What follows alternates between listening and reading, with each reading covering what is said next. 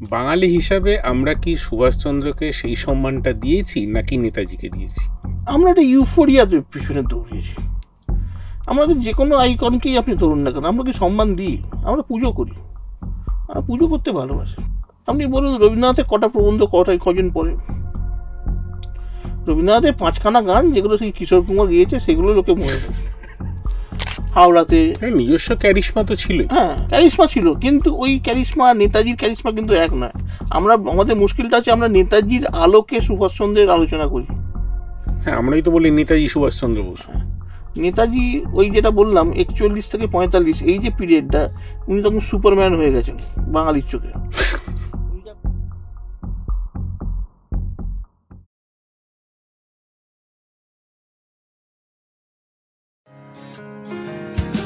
এক cup coffee কাফি কথারই তুফান, এই টেবিলে সবই আছে খেলা থেকে গান। আমাদের গল্পের সবই হবে হিট, কারণ সঙ্গে আছেন অতিথি এবং ইন্দ্রজিৎ। নেতাজি সুভাষচন্দ্র বোস আমাদের কাছে একজন সুপারম্যান। তার জার্নি এদেশ থেকে ওদেশ, ওদেশ থেকে সে দেশ, একটা সৈন্যবাহিনী বানিয়ে ভারতের দিকে চলে আসা, ফেলুদা, সুপারম্যান, নেতাজি, এদেরকে আমরা এক জায়গায় বসাই। প্রশ্নটা হচ্ছে নেতাজির পেছনের মানুষটা আসলে কীরকম? সুপারম্যানের জায়গায় ক্লার্ক কেন্ট আসলে কীরকম? 1921 থেকে 41 নেতাজি যখন নামলেন, নেতাজি যখন বেরিয়ে গেলেন, এই সময়কার রাজনীতিটা কিন্তু বাংলার তথা ভারতের রাজনৈতিক মহলে একটা অসম্ভব interesting area to be studied.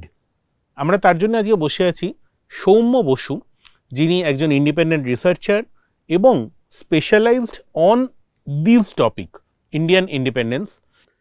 যদি কয়েক বছর আগে পিছিয়ে যাই, পশ্চিমবঙ্গ ভারতবর্ষ, অবিভক্ত ভারতবর্ষ, যখন কিনা ভারত আজকের বাংলাদেশ একটাই দেশ ছিল, হঠাৎ একটা অদ্ভুত জিনিস দেখা গেল, বঙ্গভঙ্গ। একই বাংলা কেটে দুভাগ হয়ে গেল। আমাদের আজকের গল্পটা সেখান থেকে শুরু হচ্ছে। সৌম্য, বঙ্গভঙ্গ ব্যাপারটা হলো কি করে বা কেন হলো? তার একটা হচ্ছে অ্যাডমিনিস্ট্রেটিভ দিক আছে, যেটা লর্ড কার্জন 1905 যখন বঙ্গভঙ্গ হলো, তো লর্ড কার্জন একটা মানে অ্যাডমিনিস্ট্রেটিভ দিকটাকেই প্রাধান্য দিয়ে বলা হয়েছিল যে এত বড় একটা প্রভিন্স যদি ঠিকভাবে রুল করতে হয় তাহলে এটা ভাগ করতে হবে, ভাগ করলে সুবিধে হবে। এবং তার সঙ্গে আরও একটা ব্যাপার ছিল যে ইস্টার্ন পার্ট অফ বেঙ্গল এবং আসাম তারা একটু নেগলেক্টেড, মানে এই আগের যে গোটা বাংলা, যেটা মানে আমাদের সেই সুবে বাংলা থেকে শুরু করে বাংলা, বিহার, উড়িষ্যা, এই পুরোটা অঞ্চলে তো ইস্টার্ন পার্ট। হ্যাঁ, তো ওদের একটা প্রপার আরও বেশি ওরা একটু ফোকাসে আসবে, এইসব ব্যাপারগুলো ছিল আর কি। মানে এই অজুহাতগুলো, এটা কি, এগুলো কি অ্যাকচুয়াল ব্যাপার না অজুহাত দেওয়া হয়েছে? সম্পূর্ণ অজুহাত তো বলা যায় না, কিন্তু অজুহাত তো বটে, মানে রয়েছে একটা, তার পিছনে তো একটা পলিটিক্যাল দিক রয়েছে।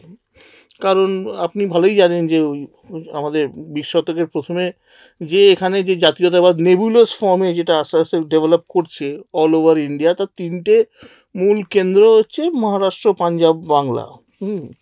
তো তো এবং বাংলা তখন খুব আর্টিকুলেট বাঙালি রাজনীতিবিদরা সেই সময়, তারা জানেন তারা কি করছে। হ্যাঁ, এবং তারা নরমপন্থী হোক কি গরমপন্থী হোক, যাই হোক না কেন, তাদের কিন্তু কিছু বক্তব্য, ডিমান্ডস তারা কন্টিনিউয়াসলি হ্যামারিং করে যাচ্ছে। তো সেখানে ভাবা হলো যে যদি বাংলাটাকে ভাগ করে দেওয়া হয় তাহলে এটা কোথাও ড্যাম্পেন দ্য স্পিরিট, এরকম টাইপের। কিন্তু সেটা উল্টো হয়ে গেল। উল্টো হয়ে গিয়ে এখানে একটা বিরাট একটা স্বদেশী আন্দোলন একটা ব্যাপার শুরু হলো। সেই থেকেই যদি ধরেন, সেই থেকেই আমাদের জাতীয়তাবাদী আন্দোলনের সূচনা। এবং ক্যান উই সে বঙ্গভঙ্গটা ব্যাকফায়ার করেছিল ব্রিটিশদের জন্য? হ্যাঁ, মানে সেটা সবসময় ব্যাকফায়ার করেছে। মানে কোন কলোনিয়াল স্টেট যখন বলছে, যে ম্যাকিউলে যখন বলছেন যে আমরা এমন একটা জেনারেশন তৈরি করব, তারা ইংলিশ স্পিকিং, ইংলিশ থিঙ্কিং, তারা চলনে মানে শয়নে জাগরণে সবসময় ইংরেজ সে হবে, ব্রাউন ইংরেজ হবে, চিন্তা করবে ইংরেজিতে থাকে। তো একটা তৈরি হলো, কিন্তু দেখা গেল যে এই ইংরেজি শিক্ষা লাভ করে এই বিজ্ঞান মনস্কতা ওয়েস্ট থেকে পেয়ে ওয়েস্টের যে লিবার্টি, ফ্র্যাটার্নিটি, ইকুয়ালিটি, এই যেগুলো এই সবগুলো জেনে সেটাই ব্যবহার করা হলো ইংরেজের বিরুদ্ধে। তো এটা সবসময় হয়, ব্যাকফায়ার বরাবরই এটা হয়েছে। বঙ্গভঙ্গ আন্দোলন, তারপরে জাতীয়তাবাদী আন্দোলন বেড়ে গেল, এবং তখনই market is a harsh word, চলতি ভাষায় বাজারে আরেক ভদ্রলোক এসে পৌঁছলেন, নেতাজি সুভাষচন্দ্র বসু। নাকি নেতাজি হননি তখনও? না, তখন নেতাজি হননি, উনি একটু পরে আসছেন। যাই হোক, তবে ওই প্রিপারেশনটা ওই বঙ্গভঙ্গ থেকে আপনার প্রথম বিশ্বযুদ্ধ শেষ, এই যে পিরিয়ডটা, এই পিরিয়ডটা আমাদের তুঙ্গে বিপ্লবী আন্দোলন চলছে। কীরকম একটু, এবং এই বঙ্গভঙ্গের ফলস্বরূপ যদি ধরেন যে এখানে স্বদেশী আন্দোলন এবং তার সঙ্গে এই গুপ্ত সমিতি, আমাদের দুটো যে প্রাইমারি বিপ্লবী দল, অনুশীলন সমিতি আর যুগান্তর, তার দুটোই মোটামুটি ওই সময় একটু আগে পরে শুরু হয়ে গেছে। এবং আমরা যেখানে আজকে যে আড্ডা দিচ্ছি তার একদম ঢিলছোড়া দূরত্ব হচ্ছে উল্টো দিকে মোলঙ্গা লেন। ঠিক, এই মোলঙ্গা লেনে আমাদের তৃতীয় এবং সবথেকে পুরনো বিপ্লবী সমিতি আত্মোন্নতি সমিতি। আচ্ছা, এটা কলকাতার প্রথম বিপ্লবী সমিতি, গুপ্ত সমিতির কথা বলছেন, বিপ্লবী সমিতি। এটা অনুশীলন এবং যুগান্তরের থেকেও পুরনো। আচ্ছা, এই আত্মোন্নতি সমিতি সব থেকে বড় তাদের কাজটা হয়েছিল যেখানে রডা কোম্পানির, রডা অস্ত্রাগার লুণ্ঠন, একদম এটা সাকসেসফুলি এরা করেছে। হ্যাঁ, বোধহয় সম্ভবত ভারতের, পরাধীন ভারতের তো বটেই, আজ অব্দি সব থেকে সাকসেসফুল হাইস্ট, যেটা নিয়ে আমরা অমিতাভ গুপ্তর একটি পডকাস্ট আছে, আপনারা দেখে নেবেন। তো রডা অস্ত্রাগার লুণ্ঠন হলো, ওই বিপিন বিহারী গাঙ্গুলির, ঠিক, গরুর গাড়িতে করে বেরিয়ে গেল, গরুর গাড়ি করে। এই পুরো অঞ্চলটা, এটা একটা হিস্টোরিক্যাল প্লেস। এই অক্রুর দত্ত লেন, এই হীরারাম ব্যানার্জি লেন, এই মোলঙ্গা, এই পুরো এই অঞ্চলটা। তো এই, এবং এখানে ভাবুন অনুশীলন সমিতি কলকাতাতেই প্রতিষ্ঠা, কিন্তু তার যে শাখা যেটা ঢাকাতে ছিল সেটা পরবর্তীকালে সেটাই ইম্পর্টেন্স তাদের বেড়ে যায়। মানে কলকাতা অনুশীলনের থেকে ঢাকা অনুশীলনটাই প্রমিনেন্স পায়, এবং ঢাকা অনুশীলন এতটাই প্রমিনেন্স পায় যে পূর্ববঙ্গের প্রত্যেকটা জেলাতে, প্রত্যেকটা থানাতে তাদের শাখা ছিল। প্রত্যেকটা থানাতে, এমনকি বলতে গেলে গ্রামে গ্রামে গিয়েও, মানে গুপ্তচর ছিল, গুপ্ত সমিতি, মানে অর্গানাইজেশনটা অনেক বেটার ম্যানেজ ছিল, ভয়ঙ্কর অর্গানাইজেশন। এবং আসাম, এই টোটাল ত্রিপুরা, আসাম, পূর্ববঙ্গ, এই পুরো অঞ্চলটাতে। তো এরা একের পর এক স্বদেশী ডাকাতি করেছে, কখনো গুপ্তচরদের হত্যা করেছে। স্বদেশী ডাকাতি কি জিনিস সেটা হচ্ছে যে এই ভদ্রলোকের বাড়ির ছেলেরা, এবার বিপ্লবী আন্দোলন করতে গেলে তো আপনার আর্মস লাগবে, বোমা পিস্তল লাগবে, সেটা কোথা থেকে জোগাড় হবে? ফান্ড লাগবে। এবার ফান্ডটা কোথা থেকে হবে? এবার আমরা সবাই কন্ট্রিবিউট করলাম, সে তো একরকম, কিন্তু ওইটুকু কন্ট্রিবিউশনে তো আর আর্মস এরকম একটা লার্জ স্কেল আর্মস পাওয়া যায়। কন্ট্রিবিউশনটা অনেক ক্ষেত্রে হয়তো আবেগের বসে বা শখের বসে। এবং আপনাকে মনে রাখতে হবে যারা এসব সমিতির যারা সব মানে মেম্বার্স, তারা বেশিরভাগই টিনেজ, তো তাদের কন্ট্রিবিউশনটাও খুব একটা ওখান থেকে হিউজ কিছু আসবে না। তখন একটা প্ল্যান হলো যে আমরা কিছু মহাজন, কিছু জমিদার, এদের সুদখোর, এদের ঘরে গিয়ে আমরা ডাকাতি করব। এইখান থেকে ইংরেজরা এটা টার্মটা হলো যে স্বদেশী ডাকাত। এটা অনেকবার হয়েছে, অনেকবার সাকসেসফুলি হয়েছে, কিছু জায়গায় ধরা পড়ে গেছে। এবং এই যে রডার কথা বললাম, রডার যেটা মেন এরা যেটা পায় সেটা হচ্ছে মজার, জার্মান মেড মজার পিস্তলগুলো। সেটা একটা ভয়ঙ্কর ব্যাপার, মজার সেই সময়। হ্যাঁ, মজার can be used as a rifle, বাটটাকে লাগিয়ে দিলে এটা রাইফেল চেঞ্জ হয়ে যায়, এবং এটা সারা গোটা বাংলাতে ছড়িয়ে যায় এই মজার পিস্তলগুলো। এবং পরবর্তীকালেও মানে বোধহয় চট্টগ্রাম অস্ত্রাগার লুণ্ঠনের সময়ও বোধহয় এটা ব্যবহার হয়েছে, কিন্তু চট্টগ্রাম অস্ত্রাগার লুণ্ঠনটা বোধহয় অত সাকসেসফুল হয়নি। হ্যাঁ, যতটা আবেগতাড়িত হয়েছিল। চট্টগ্রাম একটা লেভেলে সাকসেসফুল, কারণ তারা ওই অস্ত্রাগার লুণ্ঠন করতে পেরেছিল, কিন্তু তারপরের যে ব্যাকল্যাশটা, সেইটা হয়তো সেখানে হয়তো কিছু সামলানো যায়নি, কিছু অর্গানাইজেশন বা কিছু প্ল্যানসে কিছু স্বদেশী ডাকাতি তাহলে শুরু হলো। এবং তারপরে মেজর যেটা দুটো জিনিস হলো, একটা হচ্ছে রাসবিহারী বসু চেষ্টা করলেন 1914 সালে যে বিভিন্ন ক্যান্টনমেন্টে গোটা ভারতবর্ষে একই দিনে একটা আপরাইজিং হবে। ওকে, এটা এটা কিন্তু মানে কোনো ব্যক্তি হত্যা না। এর আগে পর্যন্ত তার আগে আমাদের প্রথম তো বড় কেস হচ্ছে আলিপুর বোমা কেস, যেখানে অরবিন্দ ইত্যাদি অন্যান্যরা, সেটা তো ব্যক্তি হত্যা কেন্দ্রিক। তারপরেও তো এগুলো যে ব্যক্তি হত্যা। ইনি করলেন কি, রাসবিহারী, উনি করলেন যে আমরা আপরাইজিং করব একদিনে প্রত্যেকটা ক্যান্টনমেন্ট। সেটা হলো না, ধরা পড়ে গেল, রাসবিহারী পালিয়ে গেলেন, রাসবিহারী জাপান চলে গেলেন। তার পরের বছর 1915-তে বাঘাযতীন যারা চেষ্টা করলেন, বাঘাযতীনের এরা হচ্ছে যুগান্তর দল, বাঘাযতীন দল, যে জার্মানির সঙ্গে একটা কনস্পিরেসি তৈরি হলো যে ওরা আর্মস দেবে। সেই আর্মস হচ্ছে আমাদের এই ইস্টার্ন রিজন, বে অফ বেঙ্গল এই অঞ্চলে এখানে ডাম্প হবে, এই আর্মস নিয়ে এরা আপরাইজিং করবে। সেটাও একটা জায়গায় গিয়ে সেটাও হলো না, ইংরেজি জানতে পেরে গেল। তো উনি তো তখন তারপরে মারাই গেলেন বালাসোরে। তো এই দুটো বড় বড় ঘটনা বিপ্লবী আন্দোলনে। তারপরে যুদ্ধ চলছে এই সময়। তারপরে একটা ব্যাপক ধরপাকড়, এবং সেই ব্যাপক ধরপাকড়ে যত ছোট বড় সব বিপ্লবী জেলে, সেটা 21 পর্যন্ত জেলে। In the meantime Gandhi এসে গেছেন। গান্ধী এসে গোটা ভারতবর্ষ উনি প্রথমে ঘুরছেন, ঘোরার পরে তারপর যখন রাওলাট বিল এইসবগুলো শুরু হলো, মানে যুদ্ধের শেষে ভারতবর্ষ এক্সপেক্ট করেছিল যে কিছু কনস্টিটিউশনাল রিফর্মস কিছু হবে, তো কিছুই হলো না। উল্টে রাওলাট হলো, রাওলাটের পর জালিয়াওয়ালাবাগ হলো। তখন ওই 20-তে শুরু হলো কথাবার্তা, 21-এ হলো যে আমরা সর্বাত্মক অসহযোগ করব, আচ্ছা, নন কোঅপারেশন। এবং বাংলায় তার লিডারশিপে দেশবন্ধুর আন্ডারে বাংলায় অসহযোগ শুরু হলো। দেশবন্ধু চিত্তরঞ্জন তখন এসে পৌঁছাল, এবং সুভাষচন্দ্র তখন বিলেত থেকে ফিরছেন, আইসিএস রেজিগনেশন দিয়ে গান্ধীজির সঙ্গে দেখা করলেন, ল্যান্ড করলেন। হ্যাঁ, উনি বললেন যে তুমি গিয়ে দেশবন্ধুর কাছে যাও।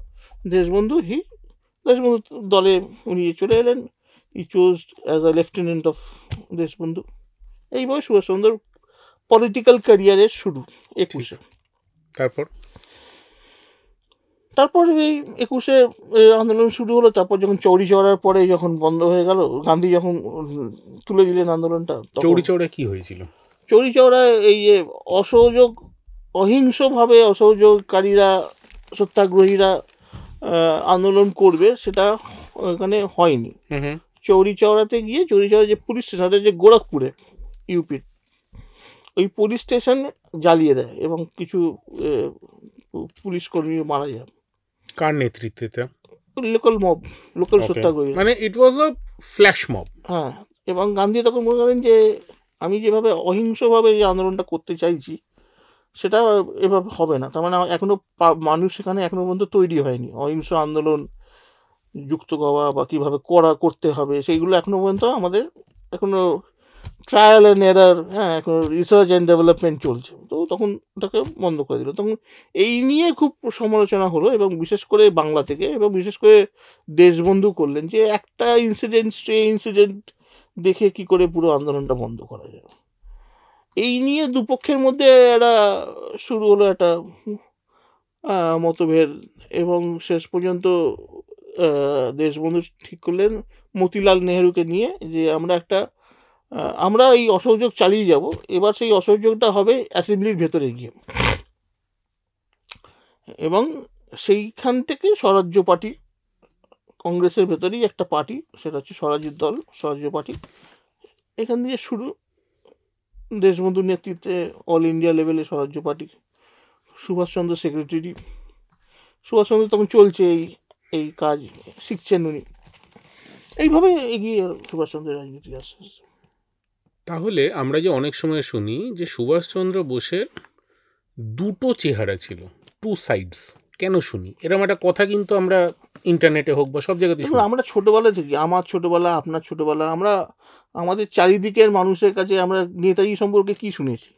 নেতাজি ভগবান, রক্ত মাংসের মানুষ নন, ভগবান। এবং ভগবান, এবং মানে মানে বিয়ন্ড ক্রিটিসিজম, কোনো সমালোচনা করা যাবে না, তিনি ভুল করতেই পারেন না। এবং মানে এটা হচ্ছে ভগবান, তার বিপ্রতীপে হচ্ছে গান্ধী, নেহেরু, এরা হচ্ছে শয়তান। হ্যাঁ, মানে এইরকম একটা Conspiracy theory. কনস্পিরেসি থিওরি, এবং তার জন্যই নেতাজিকে দেশ ছাড়তে হলো, না হলে উনি এখানে থাকতেন, বা যদি ফিরে আসতেন তাহলেও দেশ স্বাধীন হয়ে যেত, দেশ ভাগ হতো না। এইসব কষ্টকল্পনা আমরা করে থাকি। কষ্ট কল্পনা। কষ্টকল্পনাই আচ্ছা। বলবো। তো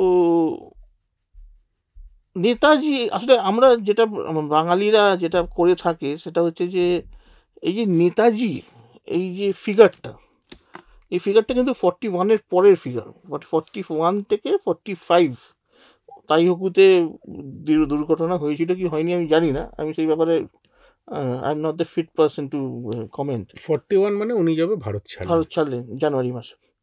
এর পরে যে কাজটা, এবারে ভাবুন আপনি, একটা লোক এখান থেকে, সেই নিয়ে অনেক বিতর্ক আছে। আমি কিন্তু যেটা মেন আমাদের পড়ানো হয় বা আমরা জানানো হয় সেইটাই ধরেই যদি চলি, ইনি এখান থেকে বিহারে গেলেন, নিয়ে গোমো থেকে ফ্রন্টিয়ার মেল ধরলেন, নিয়ে লাহোর হয়ে আফগানিস্তান গেলেন, আফগানিস্তান থেকে রাশিয়া হয়ে বার্লিন গেলেন, বার্লিন থেকে ইউ বোটে করে একটা অর্ধেক পৃথিবী ঘুরে উনি সিঙ্গাপুরে গিয়ে ভেসে উঠলেন, সেখান থেকে টোকিওতে গিয়ে আজাদ হিন্দ গভর্নমেন্টের সর্বাধিকারী, মোটামুটি একটা পৃথিবী ঘুরে আসে। এইরকম পৃথিবী ঘুরেছেন একমাত্র বাঙালি। এর আগে হচ্ছে মানবেন্দ্রনাথ রায়, এম এন রায় ছাড়া আর কেউ এরকম পৃথিবী ঘোরেনি। কিন্তু এম এন রায়ের মধ্যেও এই অ্যাডভেঞ্চারটা ছিল না, এই যে রুদ্ধশ্বাস অ্যাডভেঞ্চার, একটা মানুষ মরে যেতে পারে ইউ বোটে করে এরকমভাবে, যেখানে যুদ্ধ চলছে তার মধ্যে দিয়ে এরকমভাবে। তো হঠাৎ জার্মানি কেন? মানে তখন তো হিটলার সেখানে আছেন। হ্যাঁ, মানে এটা আমার নিজের অ্যানালিসিস যে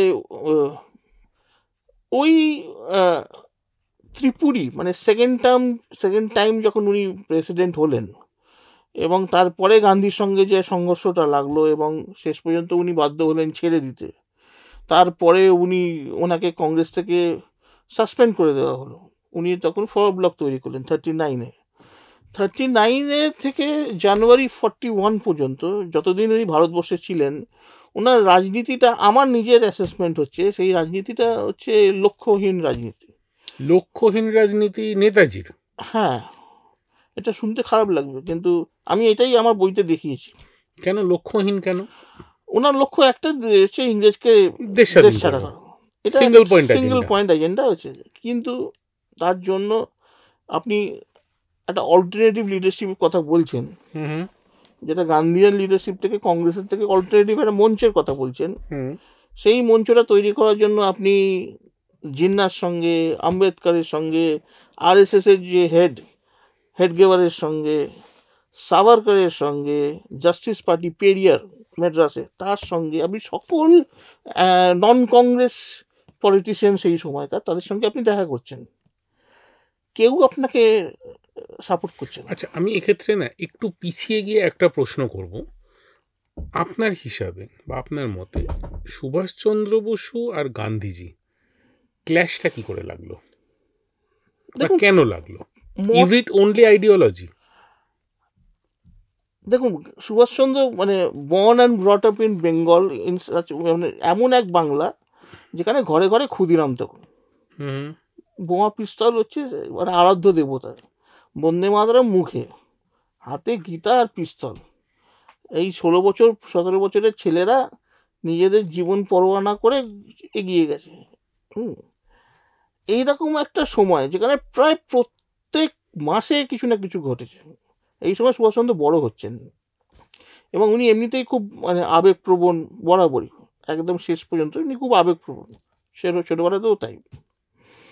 এবং এই সময় অরবিন্দ, বিপিন পাল ইত্যাদি, এদের একটা যে বাংলার বৈশিষ্ট্য বলে একটা জিনিস, একটা কয়েনেজ যদি বলেন, সেটা করেছিলেন। বাংলার রাজনীতি বৈশিষ্ট্যটা কী হবে, যে প্রকাশ্যে আমরা বয়কট, স্বদেশী এগুলো করব, আর তার সঙ্গে সঙ্গে হাত ধরাধরি করে গুপ্ত সমিতি হবে, দুভাবেই আমরা মারব ইংরেজের বিরুদ্ধে দুভাবে করব। এইটা হচ্ছে মানে বাংলার রাজনীতি। এটা একটা মডেল। ঠিক। গান্ধী তার যে মডেলটা নিয়ে এলেন, সেই মডেলটা সম্পূর্ণ এর থেকে আলাদা। কিরকম? এই মডেলটা কিন্তু মোটামুটি আপনি ধরে রাখুন, এটা মধ্যবিত্ত বাঙালি, হিন্দু বাঙালি মধ্যবিত্ত কেন্দ্রিক। এর বাইরে নয়, বাংলা মডেলটা যেটা দেখবেন আপনি বিপ্লবীদের সব নাম দেখবেন সব হচ্ছে উচ্চবর্ণ হিন্দু মধ্যবিত্ত বাড়ির ছেলে। এই অবিভক্ত বাংলার যে মেজরিটি মুসলমান জনসংখ্যা, এছাড়া যে আমাদের আজকে যাদেরকে শিডিউল কাস্ট শিডিউল ট্রাইব বলা হয়, সেই সময়কার যারা আনটাচেবলস, সেটাও বাঙালি হিন্দুদের মধ্যে নেহাত কম না। আমি যদি খুব ভুল না করি তারা মেজরিটি ছিল হিন্দুদের মধ্যে। এই বড় দুটো পপুলেশনকে আপনি আন্দোলনের বাইরে রাখলেন বা চেষ্টা করলেন না, বা যে কোনো কারণে হোক তারা আন্দোলনের সঙ্গে যুক্ত হতে পারল না, তাহলে শুধুমাত্র আপনার মনে হয় যে মধ্যবিত্ত বাঙালি এই তারা ডাইনামিক লোকজন, অস্বীকার করছি না, তারা নমস্য, তারা প্রণম্য, প্রত্যেকটা বিপ্লবী, কিন্তু এই লোকগুলোকে দিয়ে কি সম্পূর্ণ এই কাজটা করা যেতে পারে যতক্ষণ আপনি মাসকে সঙ্গে যুক্ত করছেন? আর সবসময় গুপ্ত সমিতির একটা প্রবলেম হচ্ছে, তারা মাসকে কখনো বিশ্বাস করতে পারত না। মাস মুভমেন্ট যাকে বলে, সেই মাস মুভমেন্টটা বিপ্লবীরা করেনি কখনো, তাই সবসময় গুপ্ত গুপ্ত গুপ্ত সমিতি মানে গুপ্তই সমিতি, ঠিক আছে। গান্ধী যেটা নিয়ে এলেন সেটা হচ্ছে মাস মুভমেন্ট, মাসেস। আর মাসেস মানে হচ্ছে একদম গ্রাম থেকে মাসেস। আপনি যদি সতীনাথের লেখা পড়েন, সতীনাথ ভাদুরীর লেখা পড়েন, অন্যান্য কারোর লেখা পড়ে দেখবেন গ্রামে পুলিশ গেছে, এই খবর শোনার মাত্র গ্রাম পুরো ফাঁকা হয়ে গেছে, সব জঙ্গলে চলে গেছে, ভয়ে লুকিয়ে রয়েছে। এইরকম একটা, যেখানে লোকাল লেভেলে পুলিশের শাসন ছিল, ইংরেজ ব্রিটিশ গভর্নমেন্ট এসব বাদ দিন, কিছু কিছু জায়গায় প্লান্টেশন রাজ ছিল, কিছু জায়গায় কলিয়ারি কয়লা খনি তাদের রাজত্ব ছিল। এখানে যারা এই ইন্ডিগো নীল ব্যবসা করতো তাদের রাজত্ব ছিল। সে কি ভয়ঙ্কর রাজত্ব, সেটা 19 শতকে শুধু নয়, 20 শতকেতেও চলছিল তখন পর্যন্ত। এইরকম মানুষ, তাদের হাতে বন্দুক পৌঁছানো তো অনেক দূরের কথা, এই মানুষের মধ্যে যেই সচেতনতাটা যে আমাদের স্বাধীন হতে হবে, আমিও স্বাধীন হতে পারি।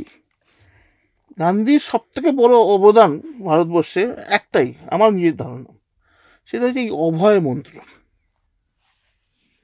আচ্ছা, যে মানুষকে সেই যে বড়া ভয়, যে তুমি ভয় পেও না। এবং এটা শুধু গল্প বলছি না, বা উপন্যাস সতীনাথ লিখেছেন বলে সেরকম করছি না। আমি 30-এর যে আইন অমান্য আন্দোলন, যেটা তার ফাইলস দেখেছি, ইংরেজের ফাইলস, আপনি বিশ্বাস করতে পারবেন না। বীরভূম, বাঁকুড়া, পুরুলিয়া, মেদিনীপুর তো মানে ভয়ঙ্কর, আরামবাগ, হুগলি, গ্রামে গ্রামে মহিলারা কাকে বাচ্চা নিয়ে বেরিয়ে পড়েছে আন্দোলনে, বাচ্চা, বিধবা, ঠিক আছে, বাড়ির শাশুড়ি, কেউ বাকি নেই, সব আন্দোলনে যুক্ত হয়েছে আইন অমান্যতে ভয়ঙ্করভাবে। এই আমাদের যেখানে এখন আইটি টেকনোপলিস হচ্ছে আপনার মহিষবাতান, ওটা তো একটা ভয়ঙ্কর আন্দোলনের কেন্দ্র ছিল। আচ্ছা, ওই যেখানে টেকনোপলিসটা আছে তার উল্টো ফুটে দেখবেন মহিষবাতান যে রাস্তা ঢুকেছে, ওর ভেতরে লক্ষ্মীকান্ত প্রামাণিক। ওকে, তাহলে গান্ধীজি অভয়টা আনলেন। তো এইখানেই এবার লক্ষ্যভ্রষ্ট কেন বলছেন সুভাষচন্দ্র বসুকে? সুভাষচন্দ্রকে এই কারণেই বলছি যে আবার তাহলে ফিরে যেতে হবে ওইখানে, আবার এই সময় ফিরে আসি আমরা। দ্বিতীয় বিশ্বযুদ্ধ শুরু হয়ে গেছে, সুভাষচন্দ্র বলছে দিস টাইম ইজ রাইট, যে এই সময়ে আঘাত হানতে হবে ইংরেজ এখন একটুখানি পেশামাল অবস্থায় থাকবে। গান্ধীকে বলছেন আপনি আর একটা আন্দোলনের ডাক দিন। এবার এদের প্রবলেমটা হচ্ছে কি, মানে সকলের প্রবলেম, সুভাষচন্দ্র শুধু একা প্রবলেম না। গান্ধী সমালোচনা করুন, গান্ধীকে ভালো খারাপ যাই বলুন না, এবং কংগ্রেসও তাই, মানে গান্ধীকে তো কংগ্রেসের প্রয়োজন ছিল, কারণ জানতো, জওহরলাল, বল্লভভাই সকলে জানতো যে ওই বুড়োটা যদি ডাক দেয় তবেই পাবলিক উঠবে, এবং এটা মানে হিস্টোরিক্যাল ট্রুথ। আচ্ছা, হ্যাঁ, এখানে অল্টারনেটিভ ভাবে সুভাষচন্দ্র ডাক দিলেন, বামপন্থীরা ডাক দিয়েছেন, এই যারাই কল দিক না কেন সেই মানুষ হয়নি, এই বুড়োটা ডাক দিলে ঠিক হয়েছে। মানে একটা হচ্ছে প্লেইং ফর দ্য নিশ, একটা প্লেইং ফর দ্য মাস। এবং সুভাষচন্দ্র তখন ওই যেটা আমি বলছিলাম যে যখন উনি কংগ্রেসের থেকে বেরিয়ে এলেন, এসে উনি তখন ভাবলেন যে মানে ওনার প্ল্যান ছিল যে আমি আরেকটা আন্দোলন করব, কংগ্রেস না করলে আমরা করব, অন্যরা করবো। তো প্রথম কথা হচ্ছে সাভারকার, হেডগেওয়ার, গোলওয়ালকার, জিন্না কেউ তো রাজি, আম্বেদকর কেউ এলেন না। দ্বিতীয় হলো উনি বামপন্থীদের মধ্যে গেলেন, কমিউনিস্ট পার্টি গাছে তুললেন ওনাকে, তারপর মইটা নিয়ে চলে গেল। কিরকম ব্যাপারটা হলো বুঝলাম, সেটা জানি না। ত্রিপুরীতে কমিউনিস্ট পার্টি সম্পূর্ণ সাপোর্ট করলেন সুভাষচন্দ্রকে। হুম। তারপর বৃহত্তর কংগ্রেসের ঐক্য যাতে না ভাঙে সেই জন্য সুভাষচন্দ্রের পক্ষ থেকে চলে গেলেন, নিয়ে যা। গান্ধিয়ান ফ্যাকশনের সঙ্গে মিশে গেলেন এবং বিভিন্ন জেলা এবং এই থানা কংগ্রেসের পদও নিলেন, সবই করলেন কমিউনিস্টরা। তাহলে সুভাষচন্দ্রের সঙ্গে রইল কারা? রইল হচ্ছে সুভাষচন্দ্রের পুরনো যারা দলের, আচ্ছা সুভাষচন্দ্রকে সাপোর্ট করতো হচ্ছে যুগান্তর, আর অনুশীলন সমিতি সাপোর্ট করতো হচ্ছে আমাদের দেশপ্রিয় যতীন্দ্রমোহন সেনগুপ্তকে।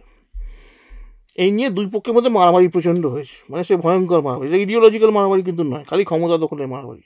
এটা একটা আমাদের বাংলার কংগ্রেসের মানে বাংলার রাজনীতির ইতিহাসে একটা খুব মানে খুবই কি বলবো মানে লজ্জাজনক একটা অধ্যায় হচ্ছে সুভাষচন্দ্র যতীন্দ্রমোহনের মধ্যে ক্ষমতা নিয়ে মারামারি। কিরকম? শুধু ক্ষমতা নিয়ে মারামারি। উনি 5 বার মেয়র হয়েছেন, বিপিসিসি মানে ক্যালকাটা কর্পোরেশন। হ্যাঁ, এবার একে দখল করতে হবে। এই ক্ষমতা দখল করতে গিয়ে গোটা ভারতে আপনার আইন অমান্য শুরু হয়ে গেছে, বাংলায় শুরু হয়নি। আমরা তো উল্টোটা শুনি যে বাংলা থেকে পৃথিবীর সব কিছু হয়েছিল। বাংলায় বলছেন কি মশাই? বাংলায় তখন সুভাষচন্দ্র পিপিসিসির প্রেসিডেন্ট, উনি আইন অমান্য ডাক দিলেন। কিসের president? Bengal provincial Congress committee, আচ্ছা, বেঙ্গল প্রভিন্সিয়াল কংগ্রেস কমিটি, ওকে। যতীন্দ্রমোহনরা একটা প্যারালাল আর একটা বডি তৈরি করে ফেললো, সর্বনাশ করেছে। করে দুটো বডি প্যারালালি কাজ করত,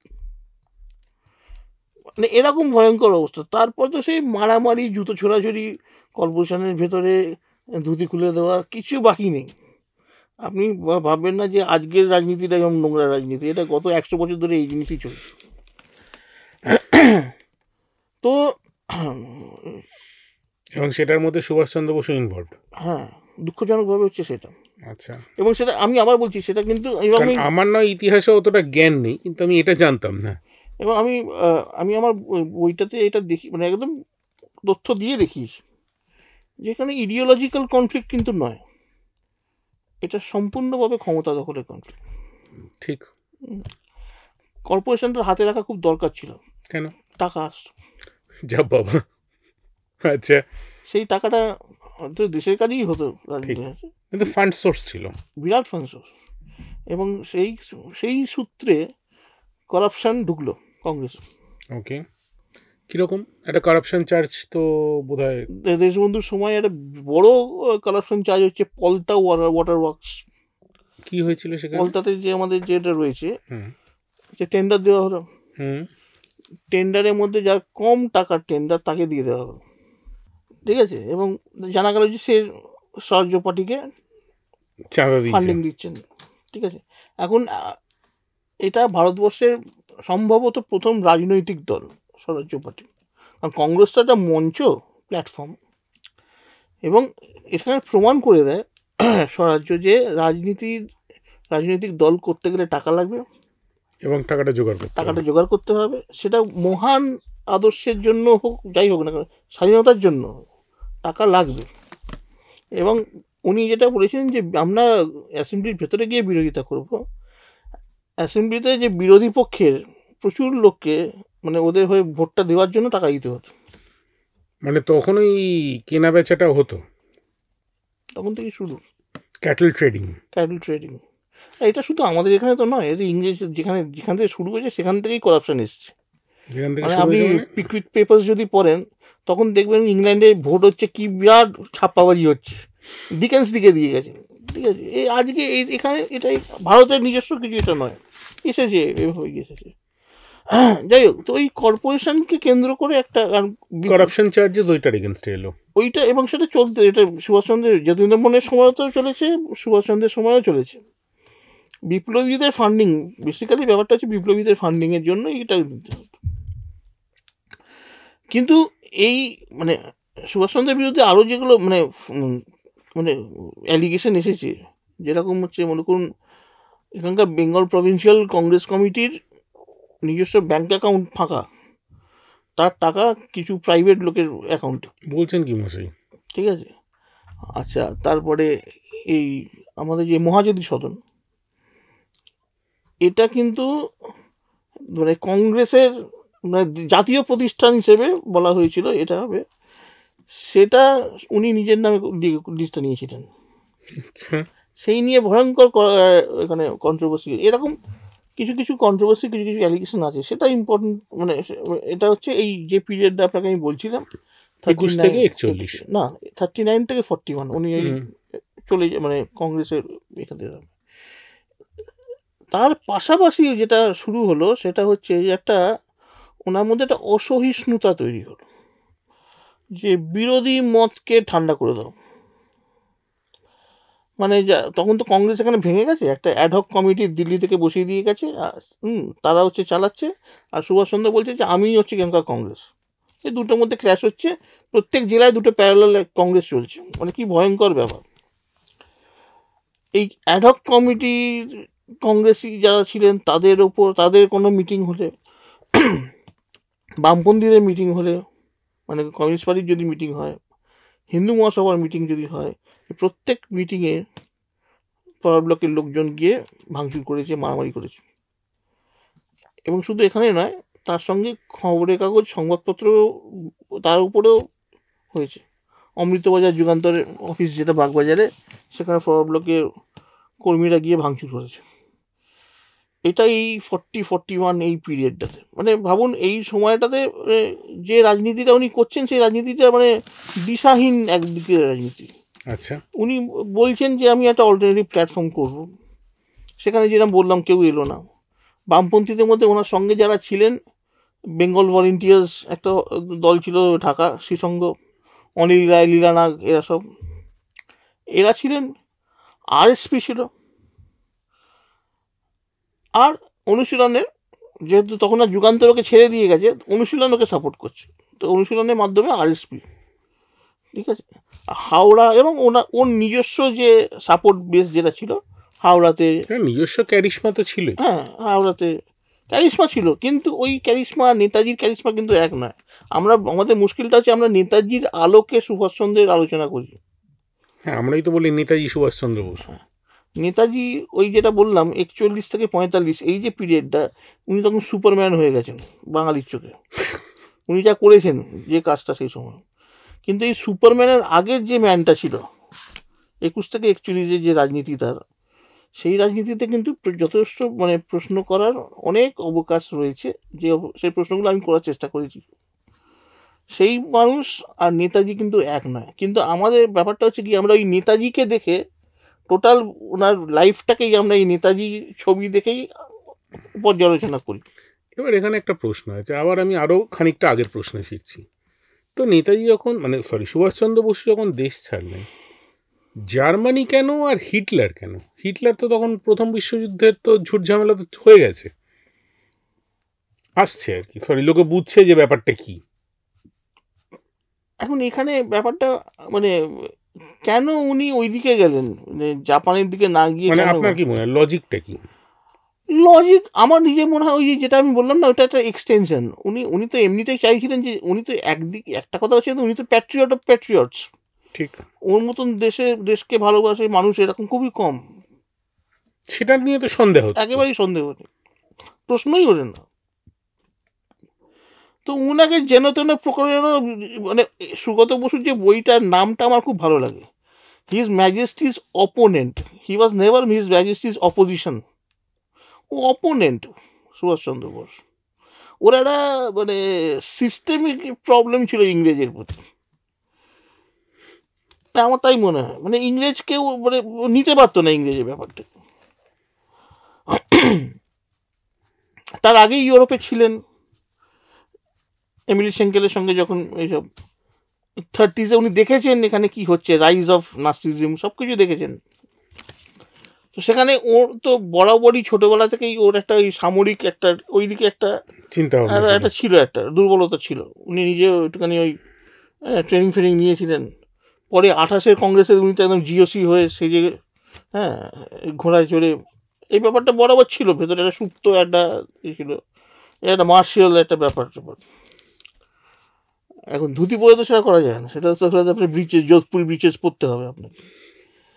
তো ওইটা একটা ছিল, এবং ওই আমাকে ইংরেজকে হাঁটাতে হবে এই by hook or crook. By hook or crook, এই একটা মানসিকতা নিয়ে উনি বেরিয়ে এটা একটা মনে হয়। কিন্তু আমার নিজের ধারণা আছে ওই যে দিশাহীন রাজনীতি তার আগে 2-2.5 বছর চলছিল, সেখান থেকেই এতটাই মানে উনি কোণঠাসা হয়ে পড়েছিলেন দেশে, যে ওই সময় আর কিছু করণীয় নেই, কি করবেন উনি। মানে ওনার কংগ্রেসের সঙ্গে ওই ব্যাপারটা, এমনকি শেষ চিঠি গান্ধীকে যখন লিখছেন, যে জেল থেকে লিখছেন, এখানে ওই আমাদের মনুমেন্টের অপসারণের পরে, যে আমাদের মধ্যে ডিফারেন্সেস রয়েছে, আপনি কিন্তু একবার আবার সেই আন্দোলনের ডাক দিন, আমরা সব পুরনো ডিফারেন্সেস ভুলে সবাই আপনার নেতৃত্বে আবার ঝাঁপিয়ে পড়ব। তো ওর মাথাতে একটাই জিনিস হচ্ছে, ইংরেজকে হাঁটাতে হবে, একটা আন্দোলন এখনই দরকার। এবারে কথাটা হচ্ছে যে আপনি ভাবুন, আলটিমেটলি গান্ধী আন্দোলনের ডাক দিয়েছিলেন, কিন্তু সেটা কখন? 1942, 1 বছরের ডিফারেন্স। কিন্তু 1 বছর একটা ভয়ঙ্কর ডিফারেন্স হয়ে গেছে ওয়ার ফ্রন্টে। কিরকম? Fall of রঙ্গুন। সুভাষচন্দ্র যখন 40-এ 39, 40, 41 বলছেন, তখনও পর্যন্ত যুদ্ধটা কিন্তু ভারতবর্ষের দোরগোড়ায় এসে পৌঁছয়নি।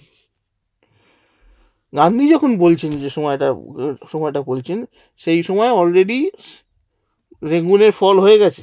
সেখান থেকে ভারতীয়রা পায়ে হেঁটে চট্টগ্রামের মধ্য দিয়ে দেশে ফিরেছে, এবং এরা পোড়ার নীতি শুরু করে দিয়েছে, নৌকো পোড়ানো, শস্য নষ্ট করে দেওয়া, ইংরেজ করতে শুরু করেছে। ইংরেজ পিছু হাঁটছে, এবং এবার একটা সিচুয়েশন তৈরি হয়েছে যে ইংরেজ হয়তো, যদি এখানে জাপান ঢুকে পড়ে, ইংরেজ হয়তো ছেড়েও চলে যেতে পারে, যেরকমভাবে অন্যান্য দেশগুলোকে ছেড়ে ইংরেজ পালিয়ে গেছে, সেভাবে এটাও হতে পারে, জাপানের হাতে ছেড়ে দিয়ে চলে যেতে পারে।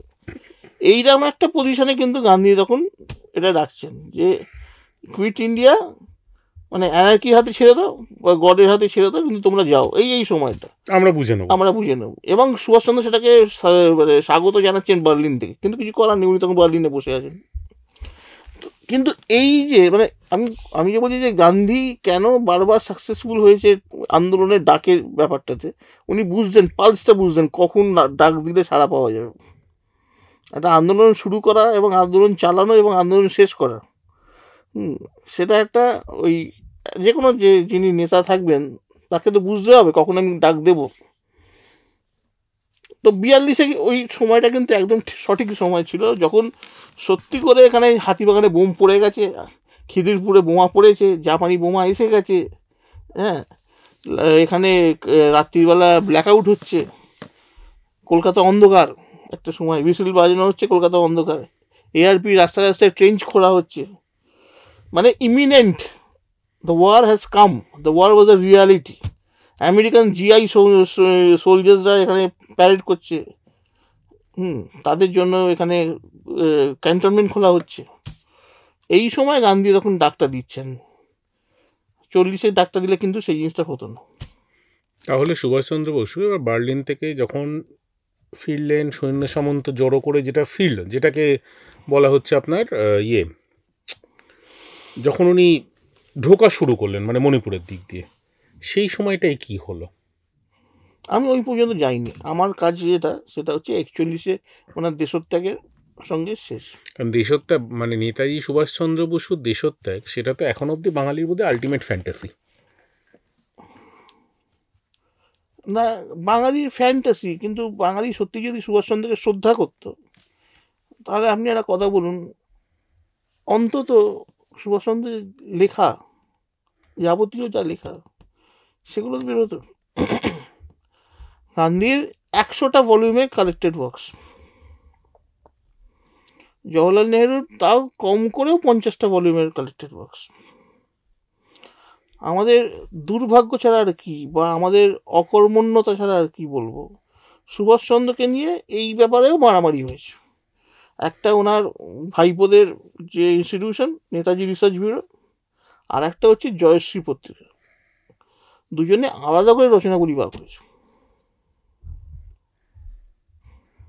আমরা কি সত্যি সুভাষচন্দ্রকে সম্মান জানিয়েছি? বাঙালিরা বলছি, বাঙালি আমরা ওই পুজো তো আমরা সবাইকেই পুজো করি। আমাদের বড় দুটো ঠাকুর, রবি ঠাকুর, তারপর হচ্ছে সুভাষ বোস, সত্যজিৎ রায়, এরকম এরা হচ্ছে সৌরভ গাঙ্গুলি, মানে এদেরকে আপনি ছুতে পারবেন না। আপনি আজকে রবীন্দ্রনাথকে নিয়ে কোনো মানে গঠনমূলক সমালোচনা করতে চান, সত্যজিৎকে যদি করে দেখান, আপনি একটা এরকম পডকাস্ট করুন সত্যজিৎ।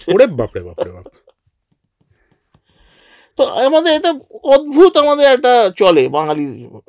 আমি যখন এই বইটা লিখেছিলাম, যখন বেরিয়েছিল, আমাকে তো মানে এসে বিতর্কিত দেশনায়ক, হ্যাঁ, তো বলেছিল তো কোর্ট কেস হয়ে যাবে, রাত্রিবেলা ফোন করে হুমকি, এইসব নানা রকম ঘটনা ঘটেছে। তারা বই পড়েই নি। মানে তারা কি বইটা পড়ে হুমকি দিয়েছিল? পড়ে হুমকি দিলে এক জিনিস, সে বলতেই পারি, বই পড়েনি। এবং আমি তো এখানে কোনো ফিকশন লিখতে বসিনি, আমি একজন হাম্বল স্টুডেন্ট অফ হিস্ট্রি। আমি যা এখানে লিখেছি তার প্রত্যেকটা ফ্যাকচুয়াল এবং তার প্রত্যেকটা সূত্র আমি দিয়ে দিয়েছি। দুটি প্রশ্ন আছে।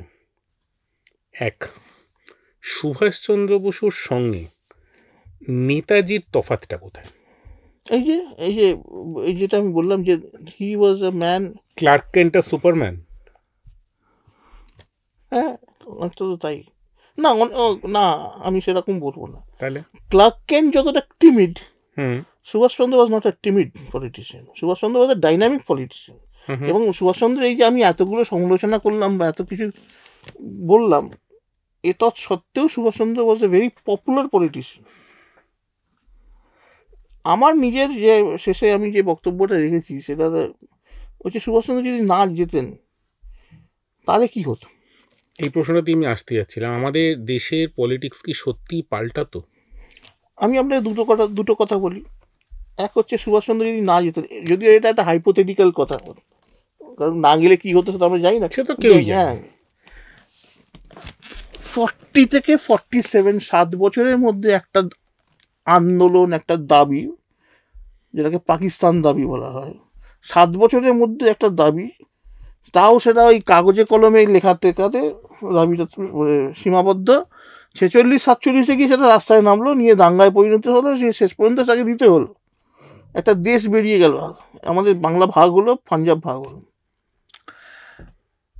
বাংলায় তখন এমন কোনো হিন্দু নেতা ছিল না যে নেতা মুসলমানদের মধ্যেও গ্রহণযোগ্য। এবং আমি কেন মুসলমানদের কথাটা বলছি, এই কারণেই বলছি, অবিভক্ত বাংলায় মুসলমান হচ্ছে জনসংখ্যায় মেজরিটি, ঠিক আছে? এমন কোনো নেতা সেই সময় ছিলেন না যাকে মুসলমানরাও শুনবে, যার কথা। এটা একমাত্র সুভাষচন্দ্রের মধ্যে ছিল। আচ্ছা, সুভাষচন্দ্র রীতিমতো মুসলিম, বেশ কিছু মুসলিম স্বাধীনতা সংগ্রামীকে কংগ্রেসে নিয়ে এসে যুক্ত করেছিলেন। আশরাফুদ্দিন আহমেদ চৌধুরী সারা জীবন থেকে গেছেন সুভাষচন্দ্রের সঙ্গে, এরকম বেশ কিছু। মনিরুজ্জামান ইসলামাবাদী চট্টগ্রামের। এই যে বেসটা, এই সাপোর্টটা, মানে এটা এর আগে ছিল দেশবন্ধুর, হিন্দু মুসলমান নির্বিশেষে বাংলার নেতা ছিলেন দেশবন্ধু, পেছনে ছিল তারা। সুভাষচন্দ্রের বিরুদ্ধে অনেকটা সেরকম ছিল ব্যাপারটা। তো অত সহজে দেশভাগের যে আমাদের যে ঘটনাগুলো ঘটলো 46-47, সুভাষচন্দ্র থাকলে হয়তো অতটা সহজে এটা হতো না। ঠিক, সেখানে একটা অন্তত চেষ্টা, উনি কিন্তু একটা ব্যাপার হচ্ছে কি, এটা আপনাকে মাথায় রাখতে হবে, গান্ধী, সুভাষ, নেহরুর মধ্যে যতই মতবিরোধ, পলিটিক্যাল মতবিরোধ থাকুক, একটা জায়গায় এরা সবাই কিন্তু একদম ইউনাইটেড, সেটা হচ্ছে এরা কিন্তু একদম 100% সেকুলার। ঠিক, ধর্ম নিয়ে এদের কিন্তু মানে খেলা করেন। গান্ধীর রাম আর RSS এর রাম এক নয়, গান্ধীর রাম আর RSS এর রাম এক নয়। আচ্ছা, ঠিক আছে। তো এবং সুভাষচন্দ্র তাই, সুভাষচন্দ্র নিজের জীবনে প্রচণ্ডভাবে ধার্মিক মানুষ। সকালবেলা ধ্যান ট্যান করতেন, গীতা পাঠ করতেন, চণ্ডী পাঠ করতেন, এরকম মানুষ। বিবেকানন্দকে নিজের আইডল ছিল বিবেকানন্দ। এবং বাইরেও তো, মানে যখন সিঙ্গাপুরে গেছেন ওখানেও রামকৃষ্ণ মিশনে গিয়ে গেছেন। তো উনি একটা ধর্মপ্রাণ মানুষ, কিন্তু পাবলিক লাইফে উনি কিন্তু একটা 100% সেকুলার মানুষ। Going back to the question, হ্যাঁ, এটা হচ্ছে একটা কথা। দ্বিতীয়টা দ্বিতীয়টা, স্বাধীন ভারত একবারে গোড়া থেকে এই যে আমাদের রিপাবলিক, ইন্ডিয়ান রিপাবলিক এবং এই যে আমাদের ডেমোক্রেটিক পার্লামেন্টারি ডেমোক্রেসি, একটা খুব শক্তিশালী অপোজিশন পেত, সেটা জওহরলাল হোক বা সুভাষচন্দ্র হোক। যেটা জওহরলালের টেনিওরে আপনি ভেবে দেখুন, অপোজিশন মানে ইনফ্যাক্ট কিছুই নেই। অপোজিশন তৈরি হলো কবে? জনতা পার্টি যখন এরা করতে গেল ইন্দিরার বিরুদ্ধে ইমার্জেন্সির সময়, তখন ওই 4-5টা দল এসে নিয়ে গিয়ে একটা তৈরি হলো। তাও সেটাকে প্রপার অপোজিশন বলা যায় কিনা সেটাও একটা প্রশ্ন। কিন্তু ইনি যদি থাকতেন তাহলে প্রথম থেকে হয় জওহরলাল প্রধানমন্ত্রী হলে উনি লিডার অফ দ্য অপোজিশন হতেন, উনি প্রধানমন্ত্রী হলে জওহরলাল লিডার অফ কিছু দ্য একটা অপোজিশন হতো। হতেন। তাহলে আমাদের গণতন্ত্র কিন্তু প্রথম থেকে একটা খুব শক্ত একটা বুনিয়াদ থেকে শুরু হতো। বাঙালি হিসাবে আমি বেসিক প্রশ্নে যাচ্ছি, আপনি আমি দুজনেই বাঙালি। বাঙালি হিসাবে আমরা কি সুভাষচন্দ্রকে সেই সম্মানটা দিয়েছি নাকি নেতাজিকে দিয়েছি? আমরা একটা ইউফোরিয়াতে পিছনে দৌড়িয়েছি। আমাদের যে কোনো আইকনকেই আপনি ধরুন না কেন, আমরা কি সম্মান দিই? আমরা পুজো করি, আমরা পুজো করতে ভালোবাসি। আপনি বলুন রবীন্দ্রনাথের কটা প্রবন্ধ কজন পড়ে? রবীন্দ্রনাথের 5খানা গান যেগুলো সেই কিশোর কুমার গিয়েছে, সেগুলো লোকে মরে গেছে। একটু শক্ত গান আপনি বলুন কটা গান শোনেন আপনি? এই যে জলসায় বা যে কোনো জায়গায় যে হয়, ওই 50টা গান আছে রবি ঠাকুরের গান। এই 50টা গানের বাইরে বলুন আপনি ঠিক। রবীন্দ্রনাথের লেখা কত পড়ি আমরা? ছবি আঁকার দিকটা তো ছেড়েই দিলাম, বাদ দিলাম, অনেক কিছুই ওটা বাদ তো দিলাম, আউট অফ সিলেবাস। ঠিক আছে। রবীন্দ্রনাথের প্রবন্ধ কি পড়ি, বা পড়ে আত্মস্থ করতে পেরেছি? আত্মস্থ করতে পারলে আমাদের এই অবস্থা হতো না। সুভাষচন্দ্রের ক্ষেত্রে একই জিনিস। সুভাষচন্দ্রের যেগুলো মানে এই যে ভ্যালুটা, এই না হলে আপনি ভাবুন না, এটা এখানে এই গত 10 বছরে এখন অদ্ভুত সব ঘটনা, এই আর সোশ্যাল মিডিয়ার দৌলতে তো এগুলো আরও চোখের সামনে আসে। একজন দেখি শ্যামাপ্রসাদ মুখার্জিরও ফ্যান, সুভাষচন্দ্র বসুরও ফ্যান। আমি তাকে লিখতে বাধ্য হলাম যে কী করে দুজনের ফ্যান হওয়া যায় একসাথে। দুটো স্কুল অফ থটস, যারা দুটো সম্পূর্ণ আলাদা অপোজিট ডিরেকশনে যাদের দাঁড়িয়ে আছে, তাদের কী করে হয়? আমি বলি আমি গান্ধীরও ফ্যান, সুভাষচন্দ্রের ফ্যান মেনে নিলাম, কারণ বেসিক জায়গায় একটা মিল আছে। দেশভক্তি বা সেকুলারিজম। আমি ধরলাম যে জওহরলালেরও ফ্যান, সুভাষচন্দ্রেরও ফ্যান, দুজনেই একটা বাম ঘাসা একটাই ছিল, একটা ইকোনমিক্স দিয়ে কী করে হেভি ইন্ডাস্ট্রি ইত্যাদি ইত্যাদি, যেগুলো এই প্ল্যান ইকোনমি, যেটা প্ল্যানিং কমিটি উনি তৈরি করেছিলেন সুভাষচন্দ্রের সময়, তা প্ল্যানিং কমিশন যেটা পরবর্তীকালে হয়। তো আমি বললাম যে হ্যাঁ ঠিক আছে, সেখানে একটা শাশুর্য আছে। শ্যামাপ্রসাদের সঙ্গে কী করে হতে পারে, সাভারকরের সঙ্গে কী করে সুভাষচন্দ্র, একসঙ্গে দুজনের নাম কী করে করা যায়? একই আসনে দুজনকে পাশাপাশি বসানো যায়? মানে keeping in mind Savarkar the great revolutionary, আমি তাকে শ্রদ্ধা করি as when he was the revolutionary. পরবর্তীকালে সাভারকার, যিনি হিন্দু মহাসভার প্রেসিডেন্ট, তাকে আমি শ্রদ্ধা করি না। তো এই ব্যাপারগুলো, তো বাঙালি তো পুজো করে, বাঙালি পুজো করে, সারা কিছু করে না। বাঙালি মানে আমার খুব দুঃখ লাগে, আমি যে যেহেতু ইতিহাস নিয়ে কাজ করতে হয়, তো আপনি ভাবুন, আমি তাদেরকে ছোট করছি না, তাদের কন্ট্রিবিউশন, তারা মহাপুরুষ ছিলেন, মহান পুরুষ তারা। ভগৎ সিং, চন্দ্রশেখর আজাদ, রামপ্রসাদ বিসমিল, আশাকুল্লাহ, এই এরা ইউপি এই অঞ্চলে, সুখদেব, রাজগুরু, এরা সবাই, তাদের নিয়ে হই হই সারা উত্তর ভারতে এখনো পর্যন্ত। হ্যাঁ, আমাদের এখানে ঘরে ঘরে ভগৎ সিং ছিল। ভগৎ সিংয়ের থেকে অনেক বেশি ডাইনামিক, বেশি সাহসী এবং বেশি ইম্প্যাক্টফুল রাসবিহারী বসুকে জীবনে ইংরেজ ধরতে পারেনি, জীবনে ধরতে পারেনি। বাঘাযতীনকে আপনি ভাবুন, বাঘাযতীনের মতন একটা ক্যারেক্টার, আপনি ভাবুন সূর্য সেনের মতন একটা মানুষ, হ্যাঁ, মানে একজন ভদ্রলোক স্কুল স্টুডেন্টদের নিয়ে অস্ত্রাগার লুণ্ঠন করে চলে এলেন। আপনি ভাবুন, এই অডাসিটি, এটা একটা অডাসিটি। অডাসিটি, রোম্যান্টিসিজম, যে নামেই আপনি ডাকুন। তো আমার কথা আছে যে এই মানুষগুলো সারা ভারতের লোকেদের মধ্যে আমরা কি মার্কেটিং করতে পেরেছি বাঙালি হিসেবে?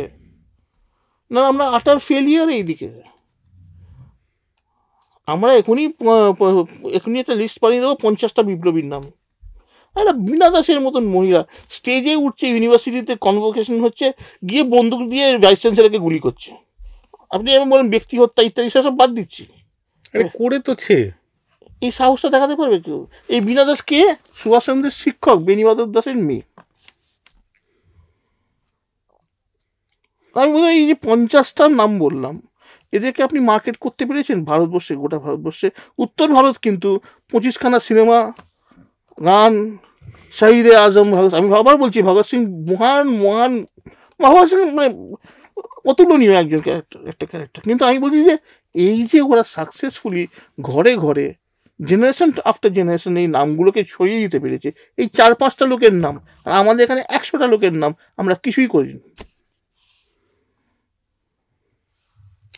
আপনারা যখন এপিসোডটা দেখছেন তার কদিন পরেই হচ্ছে 15ই আগস্ট, এবং এই সময়টায় চাই বা না চাই আমাদের গাড়িতে একটি করে পতাকা বসে যায়, বাচ্চাদের হাতে ওই ফ্ল্যাগ নিয়ে দৌড়ানোর ছবি আমরা প্রচুর সোশ্যাল মিডিয়ায় শেয়ার করি। Basic question remains the same, আমরা কি আমাদের বাংলার বিপ্লবীদের সেই সম্মানটা দিতে পেরেছি? কমেন্ট সেকশানে জানান। আর সুভাষচন্দ্র বসু ভার্সেস নেতাজি যদি বলেন, it's more of a human versus an ideology probably. মানুষের মধ্যে তার ভালো খারাপ যাই হোক থাকতে পারে, কিন্তু আইডিওলজি ইজ সুপার হিউম্যান। মানে ফেলুদা বা সুপারম্যানের মতো একটা ক্যারেক্টার, মিথিক্যাল ক্যারেক্টার। হ্যাঁ, মানে প্রদোষ মিত্র কিন্তু ফেলুদা নন। সুভাষচন্দ্র হচ্ছে মানে রক্ত মাংসের মানুষ, রক্ত মাংসের। নেতাজি হচ্ছে একটা মিথিক্যাল ক্যারেক্টার। আমরা কি সেটা দিতে পেরেছি সম্মানটা? কমেন্ট সেকশানে জানান। আর আরেকটা জিনিস জানান, সৌম্যর সঙ্গে আরেকটু ডিটেলে আমরা পরের কোনো পডকাস্টে স্বাধীনতা সংগ্রাম, যে জিনিসটা নিয়ে বাঙালির হয়তো গর্ব করে বুক ফুলিয়ে আমাদের ছাতি ফাটিয়ে সব জায়গায় বলার কথা, হয়তো আমরা এখনও সেটাকে বলি না, ঠাট্টাই আর কি মারি যে বার খেয়ে ক্ষুধি হয়েছিল। এই কথাটা আমরা বলে থাকি, আমি নিজেও হয়তো জীবনে কবার বলেছি, আপনারাও হয়তো বলেছেন। কিন্তু একটা বাচ্চা ছেলে কি ভাবলে গিয়ে অ্যাকচুয়ালি কাজটা করে আসতে পারে, that needs to be probably rethinked. আজকে সৌম্য এই পর্যন্তই। It's Netaji versus Subhashchandra Basu. Comment সেকশানে জানান। আর 15ই আগস্ট সেলিব্রেট করুন ভালো করে। দেখা হচ্ছে পরের এপিসোডে। লাইক করুন, শেয়ার করুন, সাবস্ক্রাইব করুন টু এবং Indrajit. Soumya, thank you so much for coming. Thanks a lot.